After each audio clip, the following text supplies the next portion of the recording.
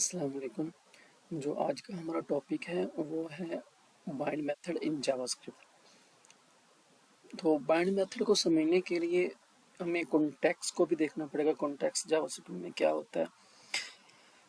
लेकिन हमें इन दोनों चीज़ों को समझने के लिए पहले एक एग्जांपल को लिखते हैं ताकि आपको समझ आ जाए। ठीक है, मैं लिखता हूँ example, const person is equal to name, ये लिख देता हूँ। मैं यहाँ पे इसको फंक्शन दूसरा बना देता हूँ।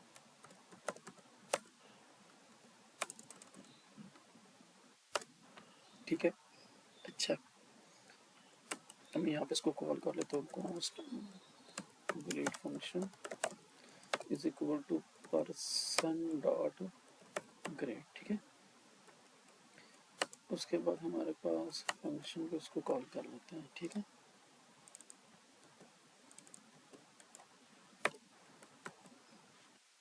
इसको चला के चेक कर देते हैं। I am undefined years old. ठीक है, this is my name, name नहीं आ रहा। उसके बाद अनडिफाइंड मतलब एज भी नहीं आ रहा, दिस इज नेम भी नहीं आ रहा। ठीक है, अच्छा, अब मैं आपको इसका थोड़ा डेफिनेशन बारे बताता हूँ, फिर मैं आपको इसको ठीक करके बताऊंगा कि बाइंड कैसे काम कर रहा है इसमें। The bind method in JavaScript is primarily used to set the value of this for a function, ensuring that the function context remain constant no matter how or where the function is invoked.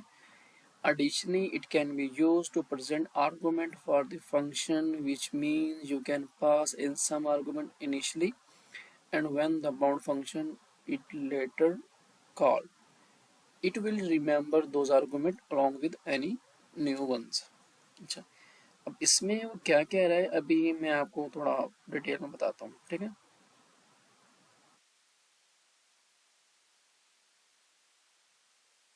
JavaScript में bind method का इस्तेमाल असल में एक function के लिए this का value को सेट करने के लिए होता है।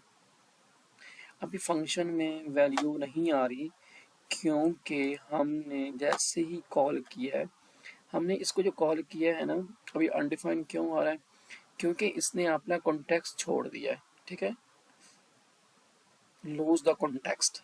अब कॉन्टेक्स्ट की जब भी हमने फंक्शन को पर्सन डॉट ग्रेट करते तो वो जाहिर बात है वो वैल्यू आ जानी थी। लेकिन हमने एक न्यू बनाया वेरिएबल, उसको जब ग्रेट किया है तो वो आपने कॉन्टेक्स्ट से बाहर निकल आया। जब उन्होंने उसको कॉल किया तो उसको पता ही नहीं मेरे पास क्या है। ठीक है, अभी मैं आपको थोड़ा कॉन्टेक्स्ट के बारे में बता दूं तो कॉन्टेक्स्ट क्या है, लेकिन कॉन्टेक्स्ट को समझने के लिए आप पीछे वाली वीडियो को दोबारा देख सकते हैं। ठीक है, JavaScript execution context is the environment in which JavaScript code is executed. It contains the information about the variable, function, and object that are variables to the code being executed. अच्छा, JavaScript execution context is the environment। क्या कह रहा है कि JavaScript execution context वो environment है जिसमें variable, जिसमें जावास्क्रिप्ट कोड एग्जीक्यूट होता है।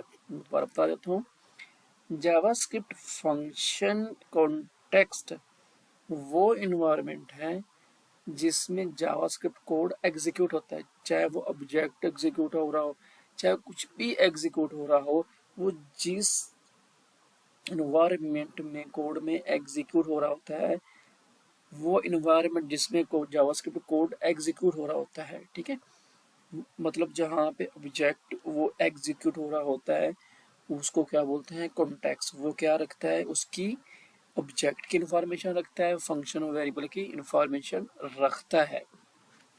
ठीक है, अब जो अभी हमने बाइंड, वो इसमें ये बता रहा है कि वो हमारे पास वो एग्जीक्यूशन होती है जिसके अंदर वो इंफॉर्मेशन रखता है। अब इसमें वो कह रहा है कि हमारे पास जो bind method in JavaScript is primarily used to set the value of this keyword, this for a function। मतलब जो फंक्शन की वैल्यू को हम बाइंड कर सकते हैं तो क्या करेगा, उस इन वैल्यूज को रखेगा। मतलब वो रिमेन रखेगा, उसको छोड़ेगा, मतलब उसको लूज नहीं करेगा। इस सारे प्रोसेस में मतलब जो अभी ये जो खिचड़ी बनी हुई है दो स्टेटमेंट में, वो इस यहाँ से आपको समझ में आएगी। यहाँ पे जैसे ही मैंने इसको कॉल किया, उसने अपना कॉन्टेक्स्ट लूज कर दिया है, ठीक है। अब कॉन्टेक्स्ट क्यों लूज किया है? क्योंकि द अनडिफाइंड इसलिए आ रहा है क्योंकि उसने अपना कॉन्टेक्स्ट छोड़ दिया। अब जैसे मेरे पास एक किसी भी हम एक एग्जी कॉन्टेक्स्ट के अंदर, एग्जीक्यूशन कॉन्टेक्स्ट के अंदर ये मेरे पास वहाँ पे फर्स्ट के चल रहा था, ठीक है।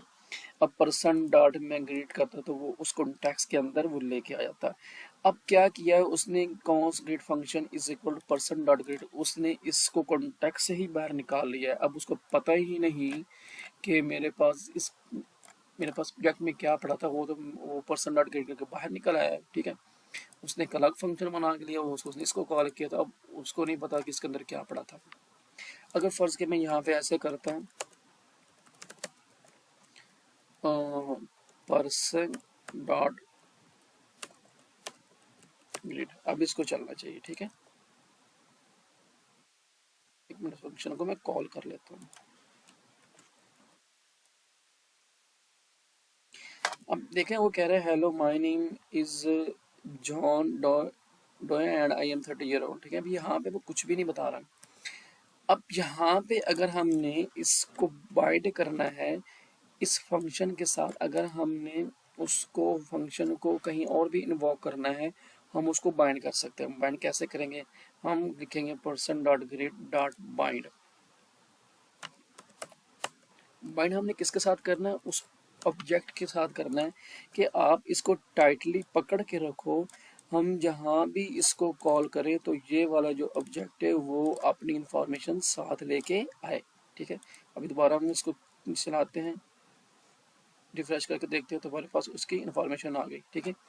अभी आपको इस चीज़ की समझ आ गई होगी। मैं दोबारा इसको पूरा एक्सप्लेन कर देता हूँ।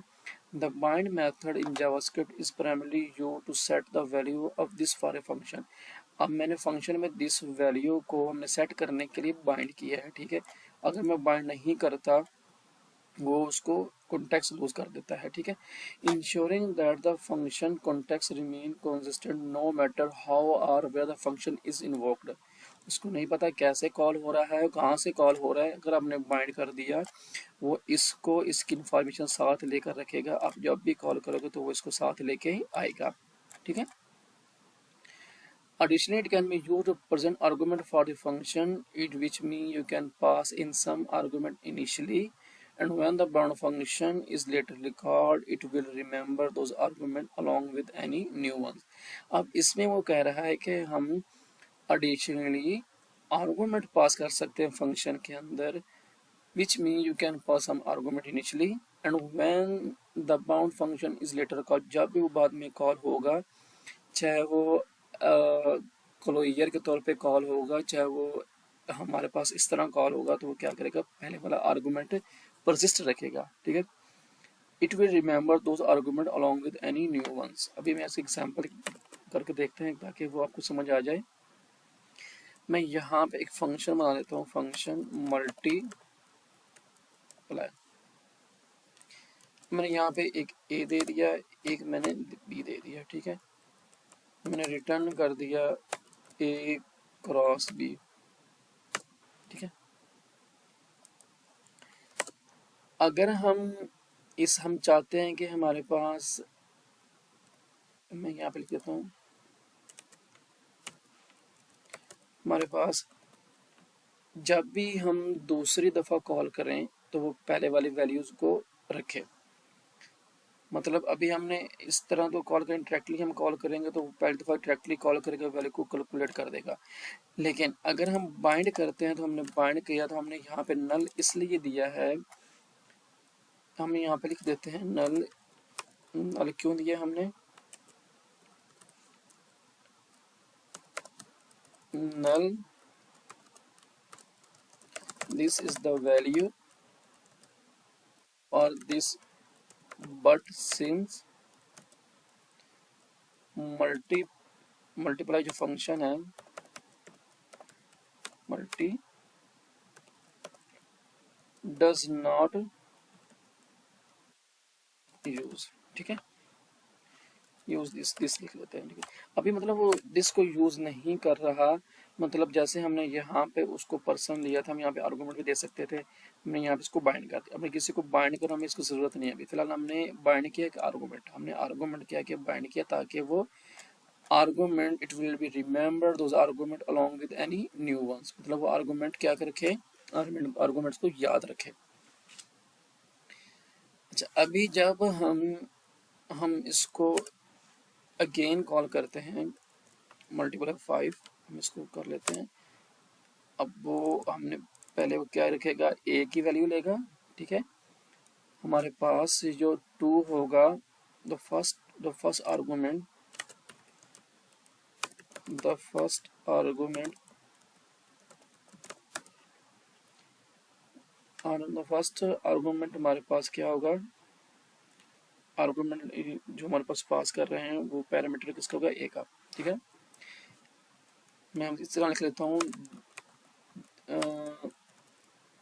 To this sets the first parameter A, ठीक है।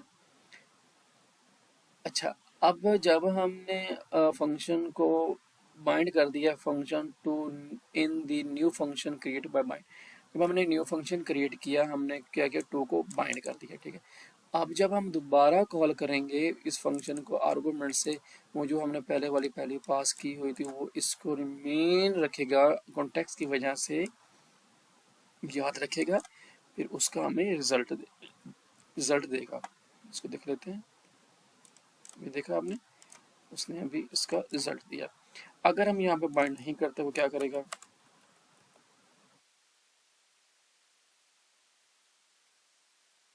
उसको पता ही नहीं चलना कि ये क्या चीज़ है, ठीक है।